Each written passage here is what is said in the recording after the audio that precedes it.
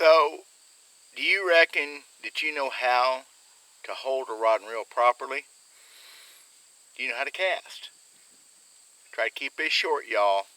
Very important stuff if you want to be a better fisherman, you want to learn how to fish, you want to improve your skills. Maybe you've gotten older and have forgot some things, or you just never did do it right the first way. My opinions don't count for much, but I'm going to show you how I do it. I'm D.W. Verts, Hickbilly Outdoors. We'll be right back. We're going to talk a little bit about how to hold a rod and reel and how to cast.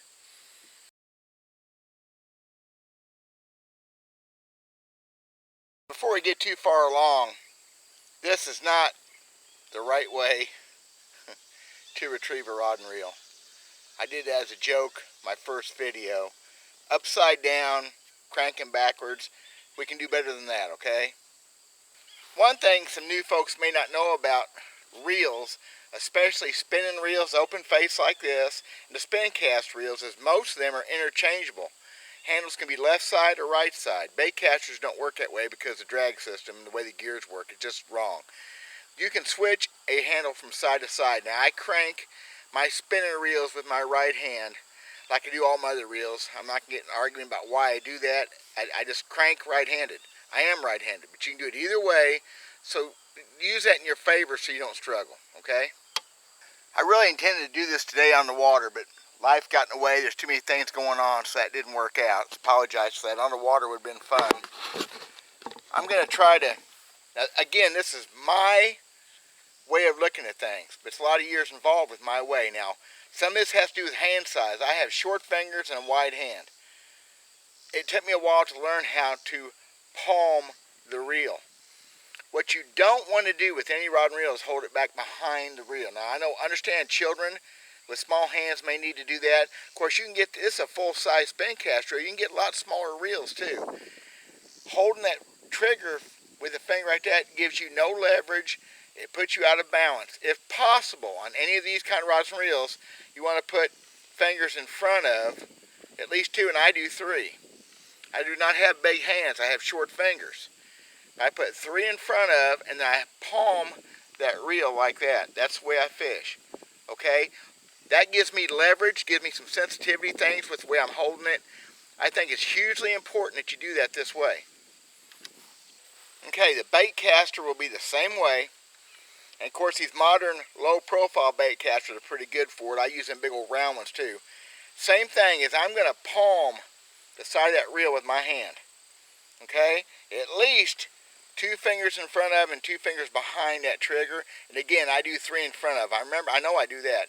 And a lot of times I put my finger on that blank. I don't know if it helps me or not. It does give me a sense of balance, which is important. Having the weight balance, and I think that helps.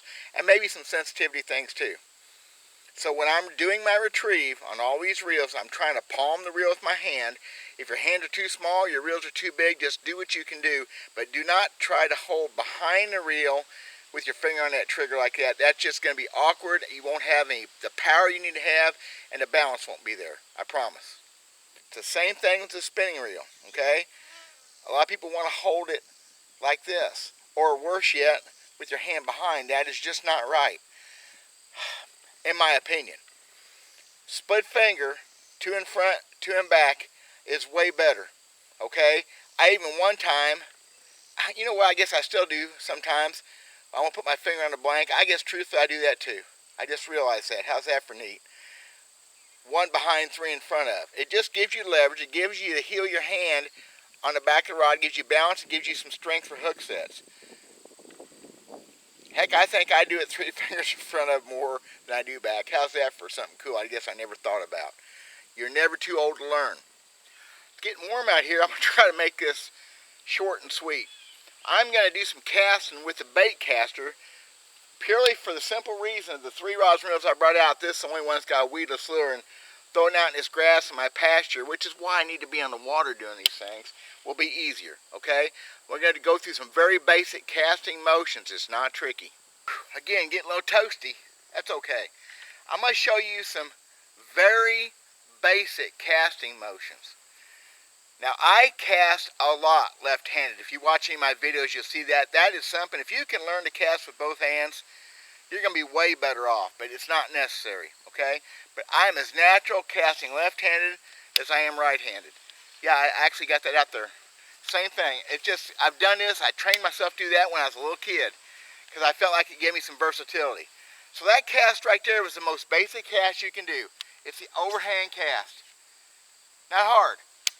The only problem with the overhand cast is everybody wants to do it and they want to throw a lure in the next county. It's all a matter of what your position you're in, how you're fishing, what kind of water you're fishing, how far do you have to throw. I'm going to skip over how to cast. I'm going to tell you this right here. If you can learn to just lob a lure out or lob a bait out like that, sidearm, a lot of times you're going to be better off. It's just a little sidearm motion and just learn to lob a bait out 15 or 20 foot. If you're new to casting, that's all you have to do. I caught those fish in the video the other day. I didn't catch any of them. They were at my feet almost. Learn to just little sidearm lob, okay? That's the action you make for the cast. Same thing with the overhand, the lob, and then I do a lot of this, but this is a little bit more advanced. I do a lot, I don't know if I can even show this in the camera, it's a little underhand flick, okay?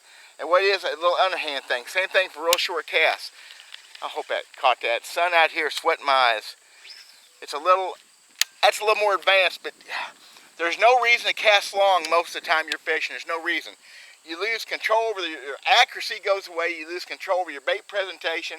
You can't feel fish as well. I can go on and on why you don't need to cast very far. Everybody wants to cast in the next county.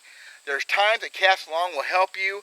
More often than not, especially the new fishermen, keep your cast shorter is going to be a bigger help. So if you can learn to do this little sidearm lob like this, it's not much of a, it's not fancy. I don't know if I can show it better this way, looking in the sun. Try to learn to do the sidearm. You just throw it there 15, 20 foot. You just come back to a little bit behind you. Of course, you got to watch out for trees and weeds and maybe your dad or mom, or don't hurt grandpa. Come back behind you and just a little lob. That is a great cast for anybody. It's probably easier to learn than the overhand cast, because the overhand cast, it's so easy to overpower it, but it will come down. You know what? Practice makes perfect. When I was a kid, up till the time I was probably 13 or 14, I practiced in the yard, in the wintertime, in the snow. Yeah, I got a few lugs, whatever. Practice makes perfect. And when you're fishing, may not be the best time to practice. You can just they make casting plugs, or you can just put a sinker on the end of your line and go practice. Plus, without a hook, it's a lot of fun to play with the cats that way. Now, as far as accuracy goes, it will come with practice, but there's things you can do. For one thing, not overpowering a cast to start with. And all these reels, at least decent reels, you can slow down the cast. You can stop the bait where you want. With a bait caster, with a spool fin, spins like that, you just stop it with your thumb, or you apply pressure with your thumb. You just touch it or just stop it. And I burnt my thumb more than once doing that. With the spinning reel, and I don't do this very often, because I do a lot of short casts with spinning reel. With a spinning reel, as that line's dropping, you can take your finger and actually touch the end of that spool if you want, and slow it down. I don't do that a lot. For one thing, it sounds horrible, okay?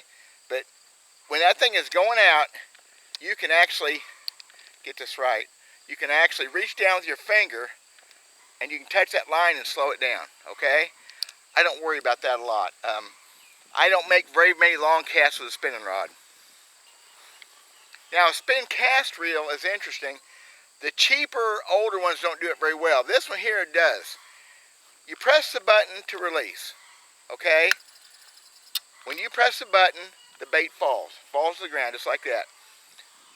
You can feather, and it's called feathering a cast, by the way. When you can adjust the cast by how hard you push the button. So you can actually learn, if it's going out, if you want to slow it down, you can barely touch it and it will slow it down. The cheapest reels won't.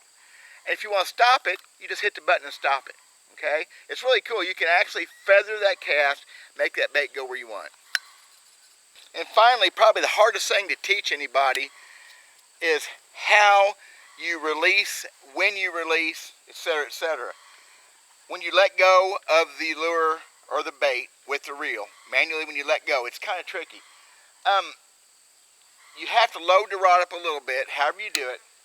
If you just take a rod and just go like this, it's not going to go. It's not going to be very accurate. It's not going to go very far. So I'm just kind of throwing it forward. That doesn't do very much. So you have to load it up. That means you have to have a back cast. And on the back cast, you do this, and then you come forward and you put a little load on that rod. So the trick is when you let go, and guys, with practice, it comes easy. I know people my age that need to practice their casting, because you got to be very accurate. It's not hard. It's a learned thing, and some people are better than others. Practice. So I'm going to come back, and if I let go too early, my lure stops short here, and I'm going to have a backlash on my reel. If I let go too late, it goes around behind me, goes to my right this way, my left, I'm facing the other way. So obviously, there's a magic spot where you turn loose, and it just goes out to where you want. And guys, you'll just learn that. It's practice. I can't really teach you unless I'm standing here with you. But basically, you let go about halfway through your swing. So if I'm going back 3 foot and coming forward 3 foot to let go, if I got a 6 foot span there, if I let go at 3 foot, 3 foot halfway through your swing kind of does it. How's that? I really never thought about it that way. So you don't have to do it fast. So point your rod to your side. Come back 3 foot. When you get back to where you start, let go. And then follow through with your rod. You won't follow through on anything you do in life. I don't guitar playing, shooting a gun, whatever. So I'm going to go this, I'm going to let go there, and I'm going to follow through.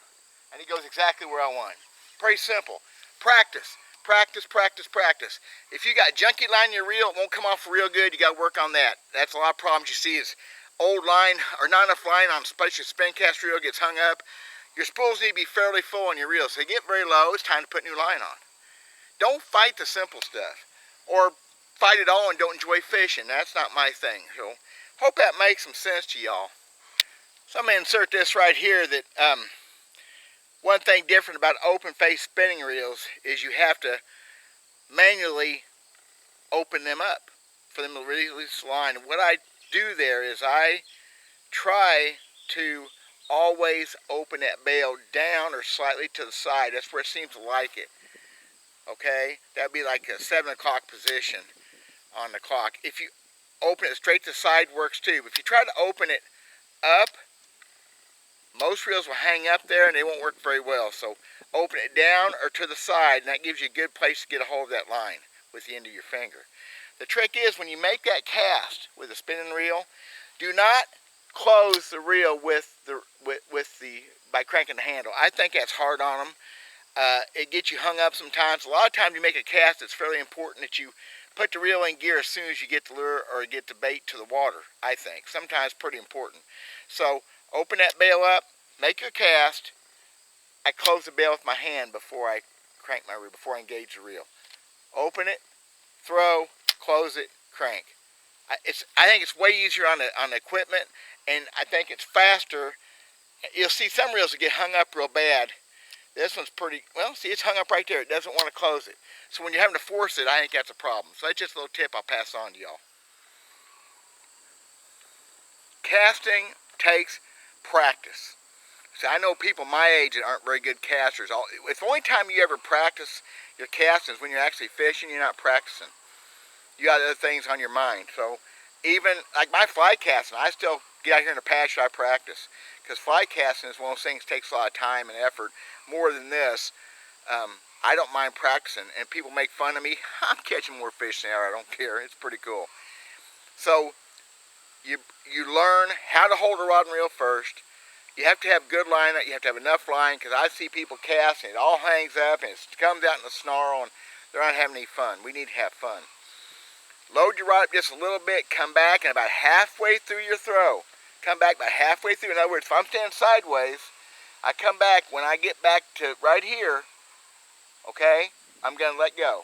So if I come back to my 3 o'clock or my 9 o'clock face, whichever way, I'm going to let go and I'm going to follow through. I'm going to point the rod. If you point the rod where you want the lure to go or the bait to go, you're going to be happier. It's kind of like your laser guiding. So you want the rod tip pointing kind of where you intend for that to end up. Make sense?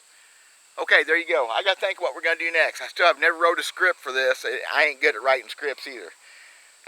You got any questions, please let me know. I'm hoping some kids are getting some out of this. Hoping some grandparents are getting some out of this thing. Take grandkids fishing, 'cause that's what we need to be doing. God bless y'all. I'm Dale Verse. We'll talk at you later.